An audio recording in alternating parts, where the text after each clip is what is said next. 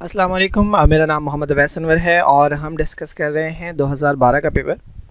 कुछ क्वेश्चंस हमने किए हैं, थोड़े से क्वेश्चन और देखते हैं। Parasitic fungi absorb nutrients directly from the living host with the help of special hyphal tips called। तो फंजाई की एक टाइप होती है जो पैरासाइट होते हैं। पैरासाइट वो होता है जो किसी लिविंग ऑर्गेनिज्म से फूड ऑब्टेन करता है। तो इन्होंने पूछा है कि भाई वो जो उनके पास स्पेशल टाइप के स्ट्रक्चर्स होते हैं जिनसे वो एब्जॉर्प्शन का काम करते हैं, रूट लाइक स्ट्रक्चर्स होते हैं, उन्हें क्या कहते हैं? तो बेसिकली उनका नाम होता है हॉस्टोरिया। देखें, ये रूट्स और ये रूट हेयर, ठीक है, ये नॉर्मल प्लांट्स के अंदर पाए जाते हैं। ये प्लांट्स के अंदर होते हैं for absorption of water and minerals. ये जो राइजॉइड्स होते हैं ये भी एक तरह के फंगस के अंदर पाए जाते हैं, लेकिन ये उनके अंदर होते हैं जो सेप्रोट्रॉफ्स हो। सेप्रोट्रॉफ का मतलब ये होता है ऐसे फंगस जो डेड ऑर्गेनिज्म से अपनी फूड ऑब्टेन करते हैं। ये जो लिविंग ऑर्गेनिज्म से फूड ऑब्टेन करते हैं इनके पास स्पेशल टाइप के स्ट्रक्चर्स होते हैं जिन्हें हम हॉस्टोरिया कहते हैं। ये अगर आप देखें तो ये प्लांट के सेल बने हुए हैं और ये जो टिप्स एंटर हो रही हैं these are known as haustorium. ठीक है, तो ये पेनिट्रेट कर जाते हैं सेल को और सेल के अंदर से जो है ये मिनरल्स वगैरह और वाटर वगैरह जो है ये फूड और जो है ये एब्जॉर्ब करती हैं। Okay, the botanical name of इमली इज, ये चैप्टर नंबर 9 के अंदर आपको मिल जाएंगे कुछ बॉटनिकल नेम्स, जिसमें से कई जो है वो कुछ इंपॉर्टेंट हैं जो पूछ लिए जाते हैं। तो यहाँ पर जो इमली का नेम है वो है टमैरिंडस इंडिका। टमैरिंडस इंडिका। ये जो केसिया फेस्ट्यूला है ये बेसिकली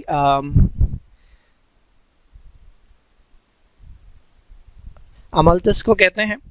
ये जो माइमोसा पुडिका है ये प्लांट होता है जिसे हम कहते हैं touch me not. Touch me not. और ये जो दतूरा एल्बा है ये बेसिकली थॉर्न एप्पल का नाम है। और रोज़ा इंडिका तो बेसिकली रोज़ का ही नाम है, ये नाम से पता लग रहा है। Which one is not the group of gymnosperms. अब ये जिम्नोस्पर्म्स क्या हैं? तो हमारे पास जो प्लांट्स होते हैं उनकी दो मेन कैटेगरीज होती हैं, एक को हम ब्रायोफाइट्स कहते हैं, एक को ट्रैक्योफाइट्स कहते हैं। तो ट्रैक्योफाइट्स के अंदर फर्दर 5 सब कैटेगरीज होती हैं। उनमें जो लास्ट कैटेगरी है जिसे हम कहते हैं स्पर्माप्सिडा, उनके अंदर फर्दर 2 कैटेगरीज होती हैं, एक को हम कहते हैं जिम्नोस्पर्म, एक को हम कहते हैं एंजियोस्पर्म। तो जिम्नोस्पर्म वो प्लांट्स होते हैं कि जिनमें सीड तो होता है लेकिन वो सीड कवर्ड नहीं होता, तो नेकेड सीड होता है। तो जिम्नोस्पर्म का मतलब यही है, नेकेड सीड। इनके और भी कैरेक्टर्स होते हैं, ये डिटेल में कभी डिस्कस करेंगे। ये जो जिम्नोस्पर्म्स होते हैं इन जो पाइनस आपने पढ़ा है, लाइफ साइकिल पाइनस की पढ़ी है, तो पाइनस जो है वो एग्जाम्पल है जिम्नोस्पर्म की। और वो जिस कैटेगरी से बिलोंग करता है उसे हम कॉनिफर कहते हैं। तो ये चारों ऊपर के जो नेम्स हैं ये चारों जिम्नोस्पर्म की कैटेगरीज हैं। कौन सी नहीं है ये? तो ये हमारा करेक्ट ऑप्शन है इस वक्त कि ये जो है ये जिम्नोस्पर्म के अंदर नहीं आते। मस्की जिन्हें आमतौर पर मॉजस कहते हैं, ये बेसिकली ट्रैक्योफाइट से बिलोंग ही नहीं करते। ये बिलोंग करते हैं पहली कैटेगरी से जिन्हें हम कहते हैं ब्रायोफाइट्स, यानी ये वो प्लांट है जिनके पास जाइलम और फ्लोएम नहीं होते, वैस्कुलर बंडल नहीं होते। अच्छा, इन चारों कैटेगरीज़ के अंदर जो है ये ऊपर वाली 3 कैटेगरीज जो हैं ये इतनी कॉमन नहीं है। जो प्लांट्स आपको मिलते हैं वो बेसिकली इस कैटेगरी के मिलते हैं, कॉनिफर्स के, और जो पाइनस आपने पढ़ा है वो भी इसी कैटेगरी से बिलोंग करता है। Which one of the following is a fish? ये बहुत अच्छा क्वेश्चन है। इसमें 4 नाम दिए हुए हैं, 3 के अंदर फिश आ रहा है, तो ये कंफ्यूज करने वाला क्वेश्चन है। जिन जिन के अंदर यहाँ पर फिश आ रहा है इनमें से कोई भी फिश नहीं है, यही मज़े की बात है। जो फिश है वो बेसिकली वो है जिसके नाम के अंदर हॉर्स आ रहा है। तो ये हमारे पास स्टार फिश है, ये फिश नहीं है बेसिकली, ये बिलोंग करती है फाइलम एकाइनोडर्मेटा से जो कि इनवर्टिब्रेट्स के अंदर आता है। ये हमारे पास जेलीफिश है, ये तो बहुत ही पहले फाइलम से बिलोंग करती है, फाइलम निडेरिया, बहुत बिल्कुल स्टार्ट में है, एनिमेलिया के बहुत सिंपल एनिमल है, तो ये भी फिश नहीं है। ये कटल फिश है। कटल फिश बेसिकली एक मॉलस्क है, फाइलम मॉलस्का, जो कि सॉफ्ट बॉडी इनवर्टिब्रेट्स होते हैं, जिसके अंदर आपका ये कुछ आपको लग रही होगी स्क्विड जैसी या ऑक्टोपस जैसी, तो ये उसी फाइलम से बिलोंग करती है। और ये है वो सी हॉर्स जिसके अंदर बेसिकली फिशेस वाले कैरेक्टर्स होते हैं। तो ये है जो इस क्वेश्चन का आंसर है, सी हॉर्स, ये एक फ़िश है। बाकी जिनके नाम के अंदर फ़िश है ये फ़िश नहीं है। अच्छा, इसके अलावा एक और है, एक इंसेक्ट होता है जो फाइलम आर्थ्रोपोडा से बिलोंग करता है, ये भी पूछते हैं कई बार, वो है silver fish. Silver fish basically एक इंसेक्ट होता है, ये भी फिश नहीं है, इसके अंदर भी फिश आ रहा है। तो अगर मैं नन ऑफ दी अबव की जगह 5वां ऑप्शन ऐड कर दूं तो ये भी आपको ऑप्शन नहीं होगा, because this is not a fish, ये एक इंसेक्ट होता है। ओके, ये एक इक्वेशन दी हुई है, ग्लूकोज जो है ये टूट रहा है, 2 पायरुविक एसिड बन रहे हैं और वाटर के मॉलिक्यूल्स बन रहे हैं, और फिर इन्होंने दिखाया हुआ है कि 2 ADP और 2 फॉस्फेट मिल रहे हैं तो ATP फॉर्म हो रहा है, और NAD के साथ हाइड्रोजन मिल रहा है तो ये NADH बन रहा है। और इन्होंने पूछा है कि 3 रिएक्शंस जो हैं ये कौन से प्रोसेस के बारे में हमें बता रहे हैं। तो देखें, आपको ये बाकी 2 प्रोसेस की ज़रूरत भी नहीं है, आपको सिर्फ इससे पता लग जाता है। मैं पहले भी पिछली वीडियोज़ के अंदर बता चुका हूँ कि ग्लूकोज जो है वो एक मशीन से गुज़रता है तो वो कन्वर्ट हो जाता है पायरुविक एसिड के अंदर, और वो मशीन लगी होती है हमारे सेल के साइटोप्लाज्म के अंदर, और उस मशीन का नाम होता है ग्लाइकोलाइसिस। ठीक है, तो ये ग्लाइकोलाइसिस को शो कर रहा है ये पूरा प्रोसेस। नेक्स्ट देखते हैं, the secondary and tertiary consumers are also known as. Secondary और टर्शरी कंज्यूमर्स, अच्छा सेकेंडरी पहली बात तो कंज्यूमर है कौन? कंज्यूमर वो है जो अपना खाना खुद नहीं बना रहा है, जो किसी और से फूड ले रहा है। अब इसमें एक तो प्राइमरी कंज्यूमर आते हैं जो बेसिकली घास खाने वाले होते हैं, तो उन्हें हम कहते हैं हर्बीवोर्स। जो हर्बीवोर्स को खाते हैं यानी एनिमल खा रहा है तो वो कहलाते हैं सेकेंडरी कंज्यूमर्स, और जो सेकेंडरी को खाते हैं वो कहलाते हैं टर्शरी कंज्यूमर। तो हर्बीवोर्स खा रहे हैं प्लांट्स को, और सेकेंडरी और टर्शरी कंज्यूमर्स खा रहे हैं एनिमल्स को। तो जो एनिमल्स खाने वाले हैं वो बेसिकली कहलाते हैं कार्निवोर्स। तो सेकेंडरी और tertiary consumers also known as carnivores. Decomposers वो होते हैं कि जब ये टर्शरी कंज्यूमर मरते हैं तो इन्हें कोई खाने वाला नहीं था तो ये मर जाते हैं। जब ये मर जाते हैं तो इनकी बॉडी को डीकम्पोज किया जाता है, यानी ब्रेक किया जाता है, बड़े पार्टिकल्स को छोड़कर छोटे पार्टिकल्स में कन्वर्ट किया जाता है और वो मिट्टी में शामिल हो जाते हैं। तो इन्हें हम कहते हैं डीकम्पोजर्स। डीकम्पोजर्स आपके 2 हैं, एक बैक्टीरिया है और एक फंगस है। Plants absorb it in the form of soluble phosphate. तो ये पहला क्लू है। It is present abundantly in growing and storage organ of plant, ये दूसरा क्लू है। तो बेसिकली पूछ रहे हैं ये क्या चीज़ है जिसके बारे में हम बात कर रहे हैं। ये पहली बात तो ये दोनों चीज़ें नहीं हैं, ये इन 3 में से कोई चीज़ है। ये बेसिकली आपको चैप्टर नंबर 12 के अंदर एक टॉपिक है मिनरल न्यूट्रिशन इन प्लांट्स, तो उसके अंदर नाइट्रोजन, फास्फोरस, पोटेशियम और मैग्नीशियम के बारे में बताया है। तो वहाँ पर ये exact as it is line आपको मिल जाएंगी। ये बात कर रहे हैं फॉस्फेट के बारे में, ये स्टोरेज ऑर्गन के अंदर पाया जाता है और ये फॉस्फेट की शक्ल में जो है ये एब्जॉर्ब किया जाता है। Pharynx leads air into dash through glottis. ये हमारे पास फेरिंक्स है, ये रेस्पिरेटरी सिस्टम है, यहाँ से एयर एंटर होती है नोज़ से, फिर नेज़ल कैविटी आती है, उसके बाद ये कॉमन पैसेज आता है जिसे हम फेरिंक्स कहते हैं, यहीं पर हवा भी आती है और खाना भी आता है।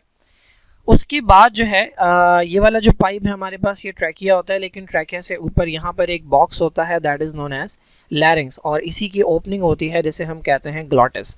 तो हवा जो है ये अंदर जाती है, ग्लॉटिस से अंदर जाती है तो ये लैरिंग्स के अंदर जाती है जिसे हम वॉइस बॉक्स भी कहते हैं। उसके बाद स्टार्ट होता है trachea. The concentration of sodium ions in the body fluids is controlled by this hormone. Body के अंदर सोडियम और क्लोराइड की जो कॉन्सेंट्रेशन है वो कंट्रोल करने का काम होता है एक अदद हार्मोन का जिसका नाम है एल्डोस्टेरॉन। ये एल्डोस्टेरॉन जो है ये हमारे एक ग्लैंड से आता है जिसका नाम है एड्रीनल ग्लैंड। एड्रीनल ग्लैंड का एक और नाम होता है, इसे हम कहते हैं सुप्रारीनल ग्लैंड। सुप्रारीनल ग्लैंड इसलिए कहते हैं क्योंकि ये किडनी के ऊपर पाया जाता है। बाकी जो हार्मोन्स हैं इनका क्या फंक्शन है भाई? एडीएच का काम होता है वाटर की रीअब्जॉर्प्शन,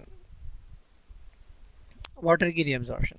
पैराथायरॉयड हार्मोन का काम होता है कैल्शियम की रीअब्जॉर्प्शन। ईस्ट्रोजन जो है ये फीमेल का हार्मोन है, ये बेसिकली फीमेल के अंदर एक तो ये करवाता है कि उनके अंदर सेकेंडरी सेक्सुअल कैरेक्टर्स डेवलप करवाता है। ये वो कैरेक्टर होते हैं जो फीमेल में तब प्रोड्यूस होते हैं जब वो प्यूबर्टी की एज पर पहुंच जाती है।